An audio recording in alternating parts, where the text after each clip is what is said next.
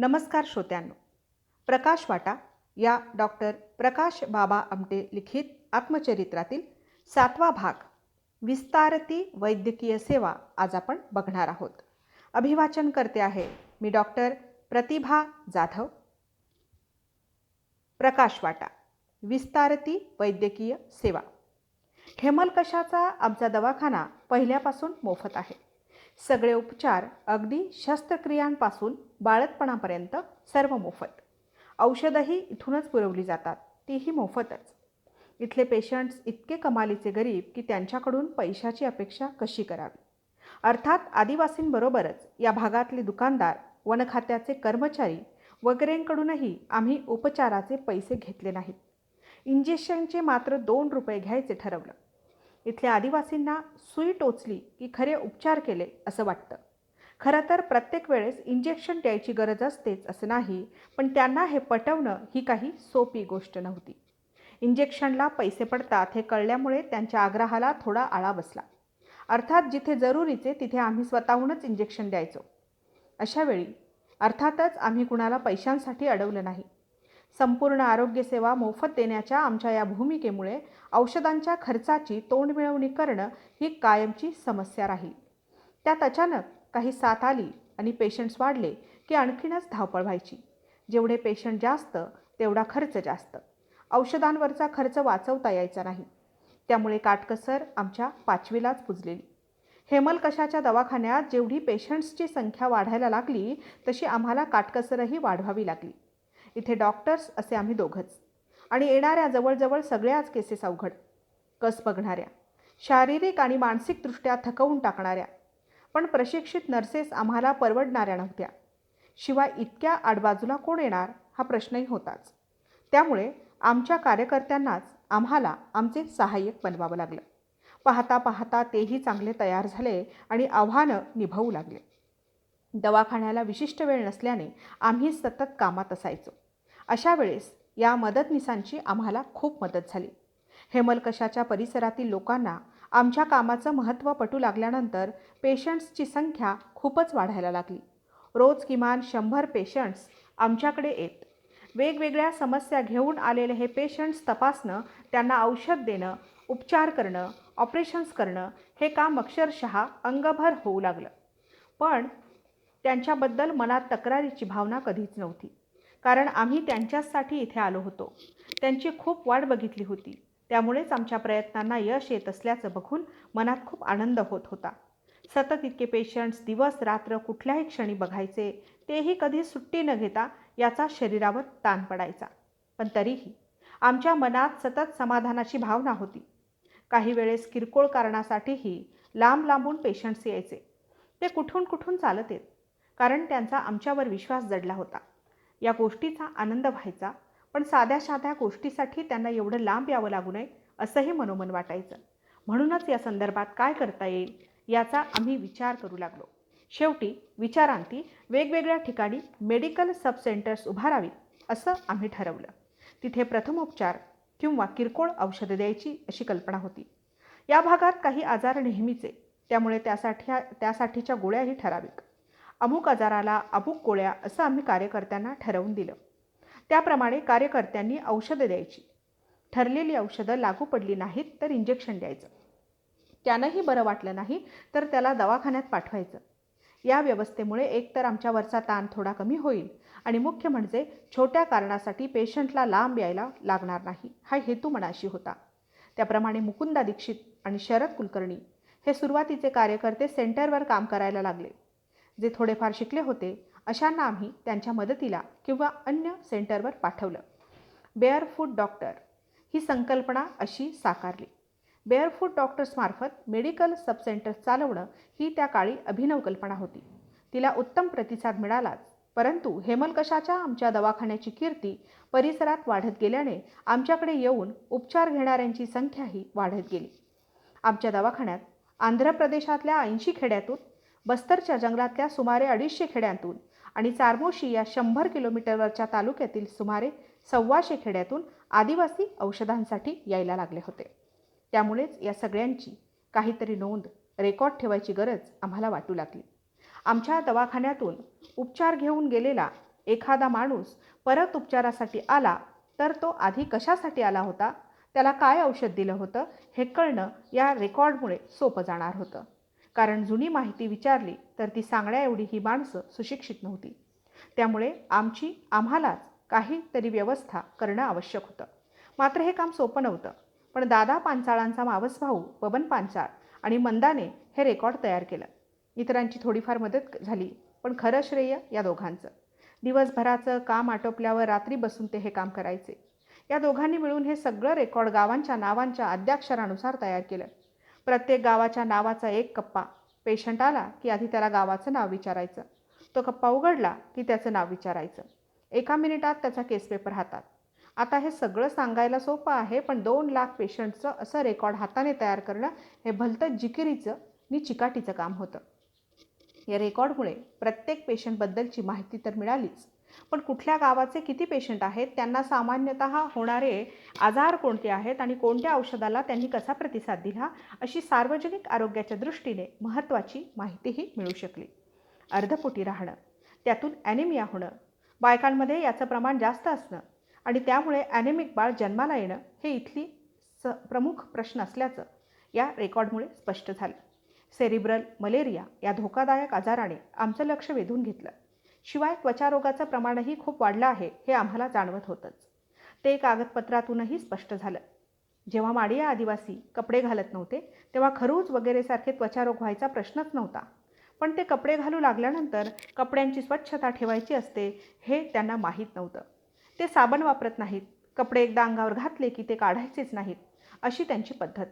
अंघोळीच्या वेळी नदीच्या पाण्यात बुडी मारून बाहेर आल्यावर परत तेच कपडे घालायचे. या पद्धतीमुळे त्वचारोग होऊ लागले आणि पसरू लागले. मग कपडे धुणं आणि बदलणं कसं आवश्यक आहे हे त्यांना समजावून सांगायला सुरुवात केली. त्यांच्यासाठी हा सारा प्रकारच नवा होता. माडियांच्या आरोग्य, आहार आणि जीवनशैलीविषयी अशा अनेक बाबतीत आम्ही त्यांना सल्ला देत होतो, मार्गदर्शन करत होतो. ही माणसंही भलतीच आज्ञाधारक. आम्हाला त्यांच्याकडून काही नको आहे आणि त्यांना मदत करायचीच आमची इच्छा आहे हे या भोळ्या भाबड्या लोकांनी ओळखलं होतं. त्यामुळे गोष्टी सोप्या होत गेल्या. परिसरातील लोकांचा आमच्यावरील विश्वास जसजसा वाढत होता तसतसा प्रकल्पाचा खर्चही वाढत होता. विशेषतः आम्ही जी मोफत औषधं उपचार पुरवत होतो त्याचा खर्च मोठा होता. आनंदवनातून हेमलकशाला सगळी मदत येत असली तरी आकडा फुगत चालला होता. धान्यापासून ते औषधांपर्यंत आणि बांधकाम साहित्यापासून ते खतापर्यंत सर्व प्रकारची मदत आनंदवनातून आम्हाला होत असे. या अर्थाने आनंदवनाने हेमलकशाला कधी काही कमी पडू दिलं नाही. त्याशिवायही थोडी बहुत मदत इतरांकडून मिळत असे. हेमलकशाला भेट देणारे पाहुणे तुरळक असले तरी इथे आल्यावर ते काही ना काही स्वरूपात मदत करायचे. हेमलकशाचा औषधांचा खर्च प्रचंड आहे हे ओळखून ऑक्सफॅम या संस्थेनेही 1978 ते 1985 या काळात आम्हाला त्यासाठी अनुदान दिलं. गुल अस्नानी या योगायोगाने स्नेही बनलेल्या सद्गृहस्थांनीही औषधांच्या खर्चासाठी मोठी मदत केली. त्यांच्यामुळे आमचा भार बराच हलका झाला आणि त्यांच्यामुळेच मदतीची इतर कवाडंही आमच्यासाठी खुली झाली. या गुल अस्नानी यांच्याशी माझी ओळख अगदी अपघातानेच झाली. नर्मदा आंदोलनाच्या वेळी बाबा आनंदवनाबाहेर होते. आंदोलनात असतानाच त्यांची तब्येत बिघडली आणि ते चक्कर येऊन पडले, म्हणून त्यांना इंदूरच्या एका हॉस्पिटलात हलवण्यात आलं.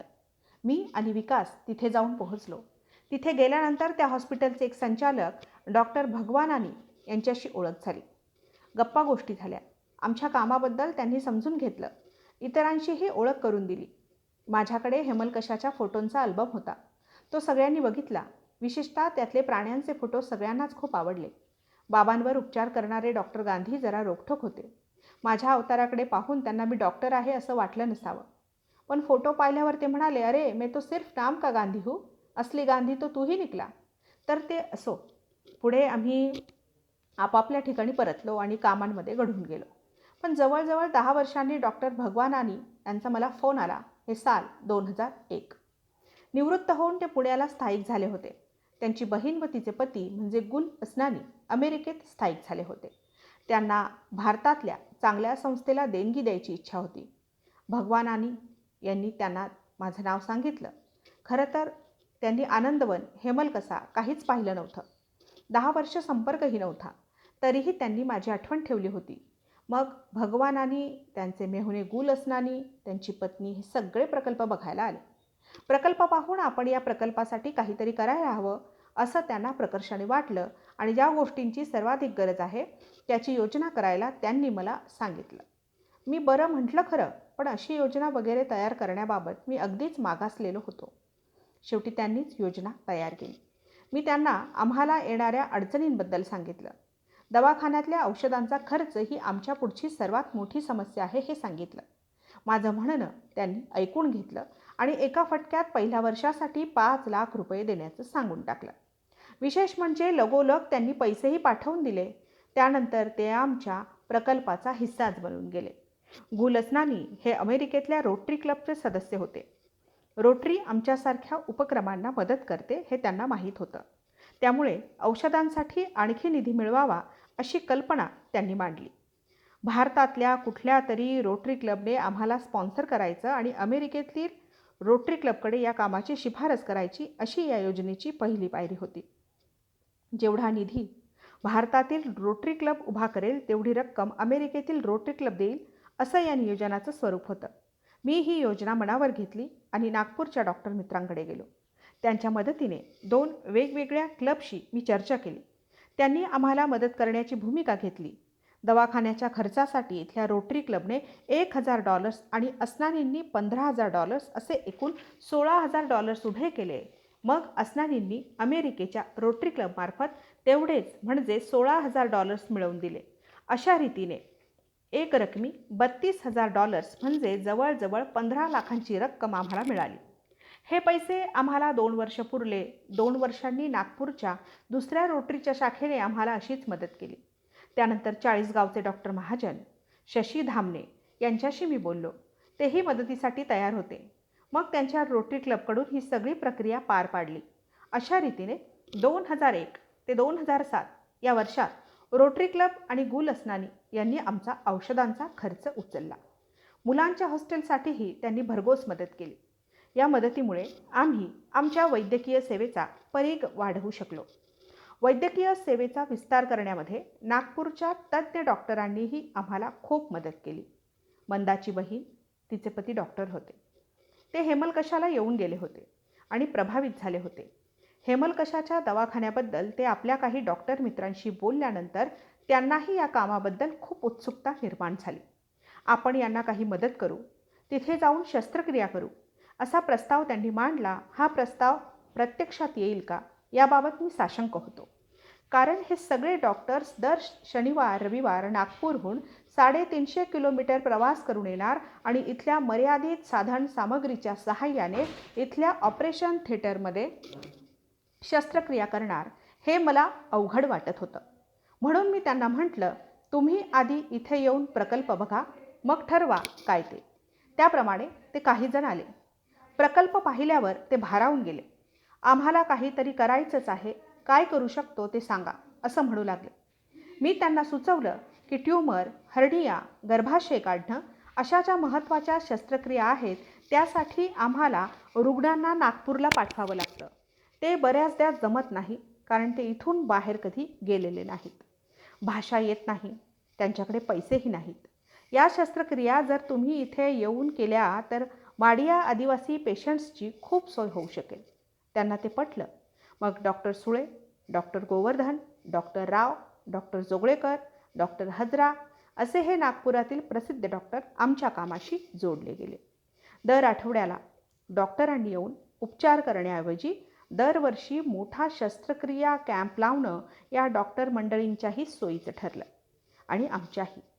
कारण नेहमीच्या उपचारांसाठी आम्ही दोघं होतोच, परंतु अवघड शस्त्रक्रियांसाठी ही तज्ज्ञ डॉक्टर मंडळी उपलब्ध होणं जास्त गरजेचं होतं. असा पहिला शस्त्रक्रिया कॅम्प 1986 साली झाला. त्याला 20 डॉक्टर्स आणि इतर 20 मित्र आले होते. कॅम्पची तारीख ठरल्यावर आम्ही आमच्या शाळेतल्या मुलांना शनिवार रविवार सायकल घेऊन बाजूच्या गावात निरोप देऊन पाठवलं. ज्यांच्या शस्त्रक्रिया करायच्या होत्या त्यांना जरा आधीच बोलावलं. त्यांचं ब्लड प्रेशर, हिमोग्लोबिन तपासून ठेवलं, जेणेकरून हे डॉक्टर आले की ऑपरेशनला सुरुवात करणं सोपं व्हावं. पहिल्या वर्षी 41 पेशंट आले. डॉक्टरांना वाटलं होतं की या कॅम्पमध्ये जास्तीत जास्त 5-6 शस्त्रक्रिया कराव्या लागतील. प्रत्यक्षात ते पूर्ण दिवस कामात गुंतलेले राहिले. पण आम्हाला हवी ती मदत करता आली याचं त्या सगळ्यांनाच खूप बरं वाटलं. या कॅम्पमुळे नागपुरातल्या तज्ज्ञ डॉक्टरांचं आणि प्रकल्पाचं नातंच तयार झालं. त्यामुळे पुढच्या वर्षी 30 डॉक्टर आले. त्या वर्षी 60 शस्त्रक्रिया झाल्या. तिसऱ्या वर्षी 80, चौथ्या वर्षी 150 अशी संख्या वाढत गेली. त्यानंतर दरवर्षी हा कॅम्प नोव्हेंबर-डिसेंबरमध्ये नियमाने व्हायला लागला. आता 150 ते 200 शस्त्रक्रिया 2 दिवसात होतात. अशा पद्धतीने हजारो पेशंट्सवर उपचार झाले आणि या कॅम्पमुळे 300 ते 400 डॉक्टर्स हेमलकशाच्या प्रकल्पाशी जोडले गेले. हे सगळे डॉक्टर्स प्रसिद्ध, पण इथे आल्यावर त्यांनी अगदी अनौपचारिकपणे इथल्या सगळ्या वातावरणाशी जुळवून घेतलं. शहरात एरवी ज्या परिस्थितीत कधीही गेल्या नसतील अशा परिस्थितीत इथे या डॉक्टर्सना शस्त्रक्रिया कराव्या लागल्या. शहरात पेशंटला ॲनिमिया असेल तर हिमोग्लोबिन वाढवल्याशिवाय सहसा शस्त्रक्रिया केली जात नाही. इथे मात्र तुम्ही जर आज उपचार घेतले नाहीत तर एकदम पुढच्या वर्षी कॅम्प होणार. तोपर्यंत हा माणूस कसा वाट बघेल? त्यामुळे आपले नियम बाजूला ठेवून या मंडळींनी शस्त्रक्रिया केल्या. शस्त्रक्रियेसाठी पेशंटकडून आधी लेखी स्वरूपात संमती घ्यायची पद्धत सगळीकडेच आहे. आम्ही मात्र अशी संमती कधी घेतली नाही. पेशंटला कल्पना दिलेली असायची की त्याच्या जीवाला धोका आहे, तरीही तो आपल्यावर विश्वास टाकत असेल तर आपणही त्याच्यावर विश्वास टाकायला हवा, असं आमचं म्हणणं. इथला आदिवासी इतका भोळा भाबडा आहे, परिस्थितीनं पिचलेला आहे की त्याच्या मनात डॉक्टरबद्दल अविश्वास बाळगण्याचा विचारही येत नाही. डॉक्टरला तो देव मानतो. हे डॉक्टर आपल्याला बरं करायचा प्रयत्न करत आहेत याच्यावर त्याची श्रद्धा आहे. मग त्याच्याकडून संमती कसली असं मला वाटायचं. त्यामुळे या औपचारिकतेला मी नेहमीच फाटा देत आलो.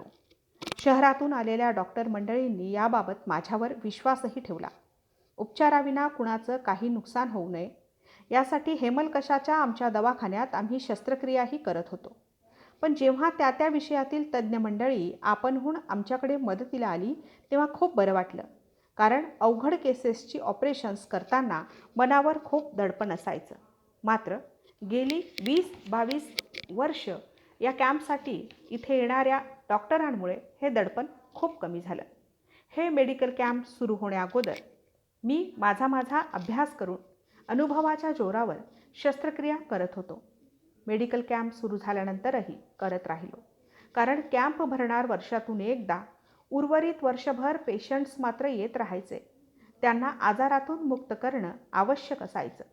या भागातली ही अडचण सोडवण्यासाठी मी जसा डॉक्टरचा शल्यविशारद बनलो तसाच लोकांची गरज म्हणून मला अनेक भूमिकाही निभवाव्या लागल्या. मेकॅनिक ही त्यातली प्रमुख. केवळ परिस्थितीमुळे मी इथे निरनिराळी उपकरणं दुरुस्त करायला शिकलो, अर्थात ताण हलका करायलाही याची खूप मदत व्हायची. ते एक विरंगुळ्याचं साधनच होतं. मेकॅनिक कसा बनलो त्याची गोष्ट मजेदार आहे. इथे पावसाळ्यात इतका पाऊस पडतो की हेमलकशाला सगळ्या बाजूंनी पाण्याचा वेढा पडल्यासारखा होतो. भामरागडच्या बाजूला इंद्रावती, पामुल गौतमी आणि पर्लकोटा या नद्यांचा संगम आहे. या नद्या पावसाळ्यात इतक्या फुगतात की भामरागडला जोडणारा पूल बंद होतो आणि दुसऱ्या बाजूला हेमलकशात पडणाऱ्या धोधो पावसामुळे बांदिया नदी आणि आजूबाजूचे नाले भरून वाहू लागले की नागेपल्लीकडे जाणारा रस्ताही बंद होतो. इतका पाऊस असूनही इथे पाण्याचा मोठा प्रश्न आहे. उन्हाळ्यात तर पाणी अगदी जपून वापरायची वेळ येते. पुराच्या भीतीने आमची वस्ती नदीपासून थोडी लांब. सुरुवातीला शेजारीच एक खड्डा खोदला होता. त्यातून पाणी घ्यायचो, नाही तर नदीवरून आणायचो. पुढे विहिरीसाठी 5-10 फूट खोल खोदलं, पण पाणी लागलं नाही. नदीवरून पाणी आणण्यात खूप वेळ जायचा. या बाबतीत काहीतरी करणं जरुरीचं होतं. शेवटी आम्ही चंद्रपूरहून बोरचं मशीन आणलं. 100 फूट खोदून घेतलं. हातपंप बसवून घेतला. आता पाण्याचा प्रश्न सुटला या आनंदात होतो. असाच महिना गेला आणि एक दिवस अचानक हा हातपंप खराब झाला. तो दुरुस्त करायचा तर चंद्रपूरहून कुणीतरी आणणं आवश्यक होतं. पण त्याला आणणं तेवढं सोपं नव्हतं. हेमलकशाहून निघायचं, चंद्रपूरला जाऊन त्याला घेऊन यायचं, मग तो हातपंप दुरुस्त करणार. आम्ही विचार केला की आपणच दुरुस्त करून बघूया. आमच्याकडे स्पॅनरसारखी साधनं होती. प्रयत्न केला आणि तो यशस्वी ठरला. आमचा पंप आम्हीच दुरुस्त केला. या पंपात 10-10 फुटांचे पाईपचे तुकडे एकमेकांना जोडलेले असतात. वॉशरचा स्क्रू उलटा झाला की पंप बिघडतो. तो फार काळजीपूर्वक दुरुस्त करावा लागतो. पूर्ण असेंब्ली गेली की नवीन पंप बसवण्यावाचून पर्याय नसतो. असे 3 पंप तेव्हा प्रकल्पावर होते. त्यामुळे मी, विलास आणि आणखी काही कार्यकर्ते हे पंप दुरुस्त करायला शिकलो. या सुमारास हातपंप दुरुस्त करण्याच्या आमच्या हुन्नरीला वाव मिळणारी एक घटना घडली. आमचा प्रकल्प बघायला महाराष्ट्र राज्याचे आदिवासी आयुक्त तिनईकर आले होते. इथे फिरून त्यांनी सगळ्या गोष्टी बघितल्या. घोटुलमध्ये राहणारे पेशंट, त्यांचे नातेवाईक, उपचारासाठी चाललेली धावपळ, थंडी पावसाला न जुमानता चाललेलं काम, यामुळे ते भारावून गेले. या पेशंट्सना ब्लँकेट्स नाही आहेत का, असा प्रश्न त्यांनी विचारला. मी म्हटलं, त्यांच्याकडे तर कपडेही नाही आहेत, तर ब्लँकेट्स कुठून येणार? ते विचारात पडले. मग मी त्यांना सुचवलं, ब्लँकेट्स पुरवण्यापेक्षा त्यांना जे आजार होतात त्यांचं मूळ उखडणं जास्त गरजेचं आहे. ते जे पाणी पितात त्यामुळे त्यांना अनेक आजार होतात. जर गावात मध्यभागी एक बोअरवेल खोदली तर त्यांना चांगलं पाणी मिळेल. त्यांचे नदीवर जायचे कष्टही वाचतील. गावांमध्ये बोअरवेल खोदणं त्यांना अवघड नव्हतं. पण हातपंपाच्या देखभालीचं काय, हा त्यांच्यापुढे प्रश्न होता. पण लोकांना आम्ही मदत करू असं आश्वासन मी दिल्यानंतर त्यांनी लगेचच बोअरवेल खणायचे आदेश दिले. हातपंप बिघडले तर दुरुस्तीचं काम काळजीपूर्वक करावं लागतं. गावातल्या लोकांना याची काहीच माहिती नव्हती. त्यामुळे आमच्यापैकीच कुणीतरी ते करणार, कारण सरकारी माणूस चंद्रपूरहून लागलीच येणं शक्य नसायचं. मग ह्या अवघड केससारखं झालं. या चूक होता उपयोगी नाही. डोळ्यात तेल घालूनच ते करायला हवं. पाहता पाहता अशा हातपंपाची जबाबदारी आमच्याकडे आली. 80 हातपंपांची जबाबदारी आली. निरोप आला की मी, विलास किंवा हे काम शिकलेला कुणीतरी कार्यकर्ता तिथे जायचो. दवाखान्याची घरातली जबाबदारी तोपर्यंत मंदाकडे. पंप अगदी काळजीपूर्वक दुरुस्त करायचो. पंप सुरू झाला आणि त्यातून पाण्याची धारा आली की आनंद आनंद, आम्हाला आणि गावातल्या लोकांनाही. हा उपक्रम बरेच दिवस चालला. डॉक्टर आणि मेकॅनिक अशा डबल रोलमध्ये मी तेव्हा वावरत असे. पण पुढे हातपंप दुरुस्त करायला गावातली मुलं शिकली आणि तिथली ही सगळी कामं ती आपली आपणच करायला लागली. ट्रान्झिस्टर दुरुस्त करायला शिकलो तेही असंच. त्यावेळी तिथे रेडिओवर BBC स्पष्ट ऐकायला जायचं. नागपूर केंद्र मात्र क्वचितच लागायचं. एक तेलुगू केंद्रही लागायचं. आम्हाला ते कळायचं नाही, पण लावून ठेवायचं, कारण काहीतरी आवाज पाहिजे ना आजूबाजूला. हा ट्रान्झिस्टर एकदा बिघडला. कुठली तरी वायर सुटली होती. सॉल्डरिंग करायचं तर वीज कुठे होती. मग ती वायर चुलीवर तापवली आणि ट्रान्झिस्टर दुरुस्त केला. आमचे सगळे उपाय असे गावठी, पण प्रश्न सुटत असल्याने त्यांना काही पर्याय नव्हता. पुढे प्रकल्पावर ट्रॅक्टर व जीप आल्यावर तेही असेच दुरुस्त करायला शिकलो. खरं तर जीप हे वाहन खूप भक्कम, पण इथले रस्तेच इतके खराब होते की तिच्यातही बिघाड व्हायचा. जीप नादुरुस्त झाली की आम्ही आमच्या बुद्धीने त्यातला बिघाड शोधायचो आणि दुरुस्त करायचो. आणखी एका कारणामुळे जीप बिघडायची. आमच्या परिसरात पेट्रोल पंप नव्हता. त्यामुळे आम्ही थोडं पेट्रोल आणून ठेवायचो. त्यात कचरा व्हायचा. हा कचरा इंजिनमध्ये अडकायचा आणि त्यामुळे गाडी बंद पडायची. मग कचरा काढण्याचा उद्योग, अशा अनेक कारणांमुळे बंद पडणाऱ्या गाड्या मी, विलास, जगन आम्ही कितीदा तरी दुरुस्त केल्या आहेत. येत काहीच नव्हतं, पण काही अडायला नको, त्यामुळे हे करून बघू ते करून बघू असं करत शिकलो. हेमलकशात आल्यावर माणसांच्या सगळ्या दुखण्यांवर अगदी डोळ्यांपासून हाडांपर्यंत आम्ही उपचार केले. पुढे प्राण्यांवरही केले. प्रकल्पाची गरज म्हणून हातपंपापासून गाडीपर्यंत कुठल्याही यंत्रावर उपचार करणारे मेकॅनिकही आम्हीच बनलो. हेमलकशाने आम्हाला अशा अनेक गोष्टी शिकवल्या. त्यातून आमच्यातली कौशल्यही वाढली आणि प्रकल्पाला त्याचा उपयोगही झाला.